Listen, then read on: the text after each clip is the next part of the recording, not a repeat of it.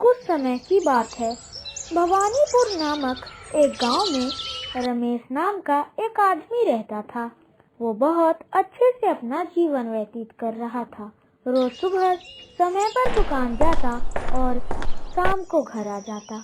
पूरा दिन वो व्यस्त रहता था क्योंकि वहाँ पर दूर दूर तक कोई भी दुकान नहीं रहती थी। उसी गांव में न जाने कहां से एक शैतान आ गया और वो जब भी रमेश जैसे भोले और ईमानदार आदमी को देखता तो उसे गुस्सा आ जाता क्योंकि उसको अच्छे लोग पसंद नहीं थे। पता नहीं इन लोगों को अच्छा और ईमानदार बनने से क्या मिलता है। रोते रहो और जिंदगी भर ठोकरें खाते रहो। ईमानदार लोगों की तो जिंदगी एकदम बेकार होती है। इसीलिए मुझे शरीफ लोग बिल्कुल पसंद नहीं है। तभी एक आदमी बोल पड़ता है, अरे ये तो वही लाड साहब हैं जिन्होंने मुझे नौकरी से लात मारकर बाहर निकाल दिया था। तो क्या हुआ, मैंने मजबूरी में चोरी की। मैं कोई चोर थोड़ी ना था।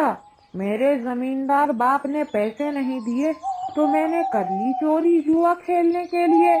गलती तो सबसे होती है, पर इसने मेरी एक ना सुनी। मगर आज तो मैं इस लाट साहब की औलाद को सबक सिखा कर रहूंगा। यही सही आदमी है मेरे लिए। अगर इसके जगह कोई और शरीफ आदमी होता तो माफी मांगकर पैर पकड़कर गिड़गिड़ा रहा होता अपने मालिक के सामने। पर ये आदमी बिल्कुल मेरी तरह है। फिर वो भूत लल्लू के अंदर समा जाता है। लल्लू की आंखें लाल हो जाती हैं और उसके हाथ ऐंठने लगते हैं। फिर जैसे जैसे शैतान लल्लू के अंदर काबू पा लेता है, लल्लू का दिमाग और भी शैतानी हो जाता है और वो शैतान की भाषा बोलने लगता है। कितना अच्छा लग रहा है। अब एक अलग ही नशा सा महसूस हो रहा है। आज बहुत दिनों बाद मानव शरीर मिला है मुझे। चलो आज कुछ मस्ती की जाए। वैसे भी अब मेरा बाप बूढ़ा हो चुका है। आखिर उसके जमींदार होने का कुछ तो फायदा उठाया जाए। शैतान लल्लू गांव वालों को ठगना शुरू कर देता है। इस महीने के पैसे कहाँ है तुम्हारे? लल्लू भाई, मैंने आपको बोला था कि मुझे थोड़ा सा लेट होगा, मुझे माफ कर दो। पैसे देने हैं तो अभी दो, अगर नहीं दे सकते तो अगले महीने तुम्हें मुझे 200 रुपए ज्यादा देने होंगे। फिर ऐसा कहकर वो आगे बढ़ जाता है। भगवान मुझ पर ऐसे ही अपनी दया बनाए रखे तो मेरा जीवन सुखमय होगा। तभी रमेश की दुकान पर रोशन आता है। क्या प्रार्थना हो रही है रमेश भाई? बस भाई, भगवान सबको खुश रखे, सबसे यही प्रार्थना है। दूर खड़े होकर ये बात शैतान लल्लू सुन रहा होता है। तेरी प्रार्थना तो मैं जानता हूँ। एक अकेली दुकान है ना तेरी यहाँ, और सबसे ज्यादा पैसे कमाता है तू। एक दिन मैं तुझे बताऊंगा, तेरी सारी दुकान पानी में जाएगी।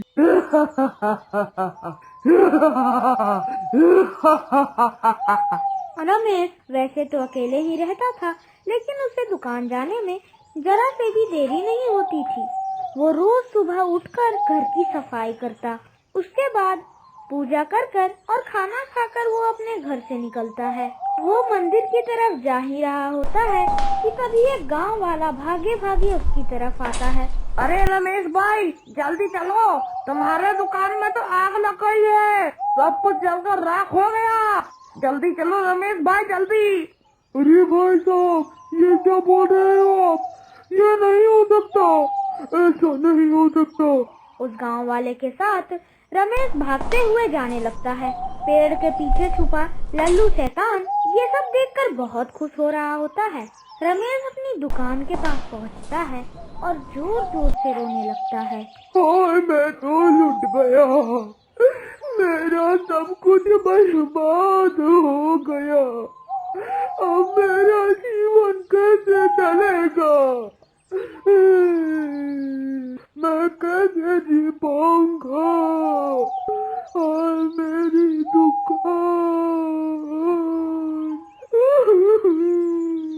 भगवान, ये तूने क्या किया?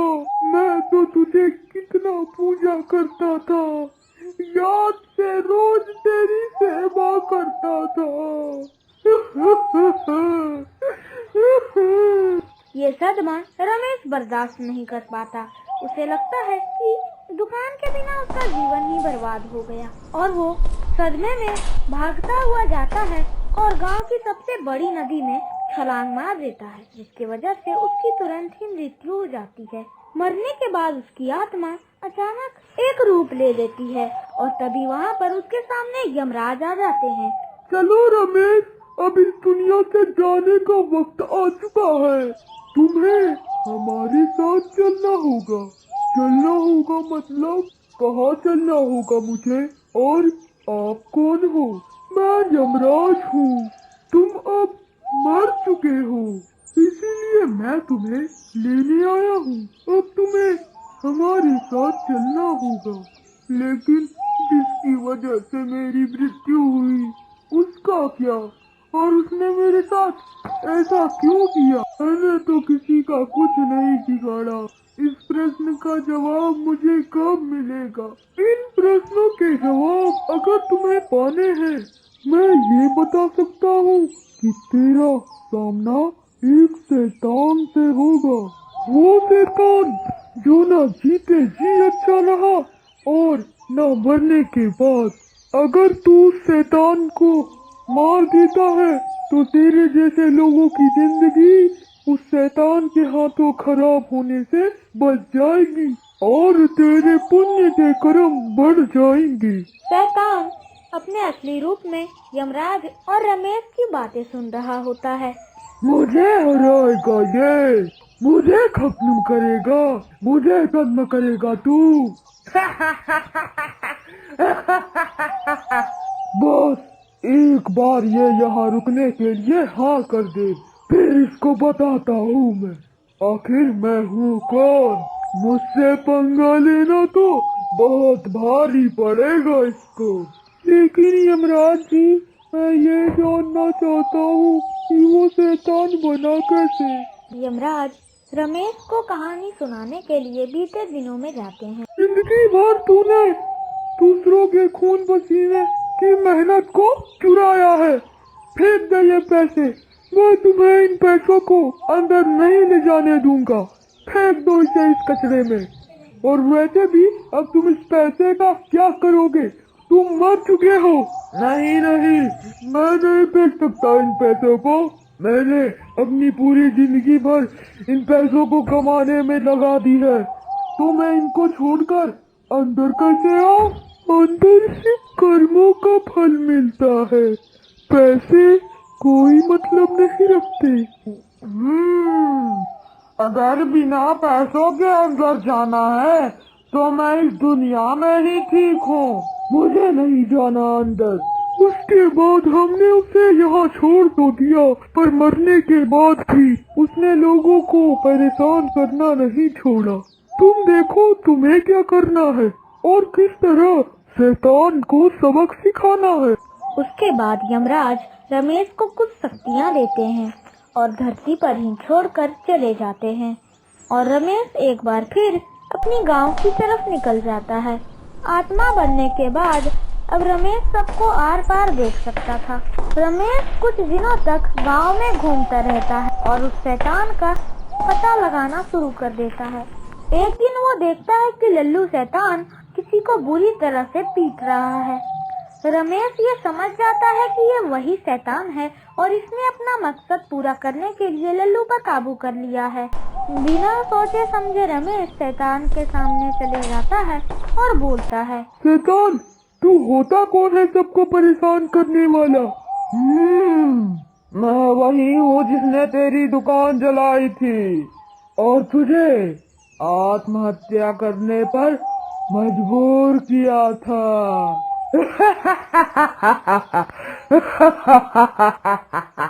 बता, क्या करेगा? मेरा कुछ बिगाड़ सकता है तू? तुम्हें ऐसा कर कर क्या मिलेगा?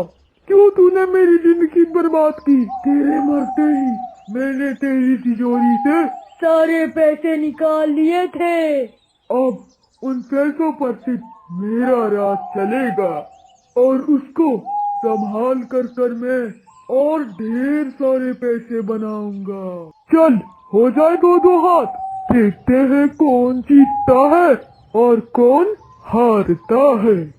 फिर उन दोनों की घमासान युद्ध शुरू हो जाती है और वो दोनों ही एक दूसरे पर भारी पड़ रहे थे और ऐसे लड़ते लड़ते समय निकलता जाता है। रमेश समय पर ध्यान नहीं देता और शैतान से लड़ते रहता है। अचानक उसे याद आता है कि उसके पास समय बहुत कम है। शैतान बहुत पुराना शैतान था, इसीलिए उसकी शैतानी ताकत बहुत बढ़ गई थी और रमेश को यमराज से प्राप्त की गई शक्तियाँ ठीक से इस्तेमाल करने नहीं आ रही। बिजली कड़कती है और आसमान को काले बादल घेर लेते हैं, पर शैतान समझ चुका था कि रमेश को दिया हुआ समय खत्म हो चुका है। ये सब उसी का इशारा है। और तभी अचानक एक आकाशवाणी होती है, तुम जैसा शैतान कभी नहीं जीत सकता। यहाँ तो बस लोगों के पापों का घड़ा भरने की देरी रहती है। तूने भगवान को ललकारा है, तुझे तो सजा मिलनी ही चाहिए। तेरा समय अब खत्म। रमेश को समझ नहीं पाता कि वो क्या करे। सब देखकर वो रोने लग जाता है। तभी वहाँ यमराज आ जाते हैं। मुझे समझ आ गया है कि जिंदगी सिर्फ खुद के लिए नहीं होती, कभी कभी हमें दूसरों के लिए भी सोचना पड़ता है। मुझे अपने लक्ष्य की तरफ बढ़ना चाहिए। अब रमेश मरने के बाद आत्मा बनकर भी अच्छा रहा और खुशी खुशी यमराज के साथ यमलोक में जाने के बाद वो स्वर्ग में रहने लगा।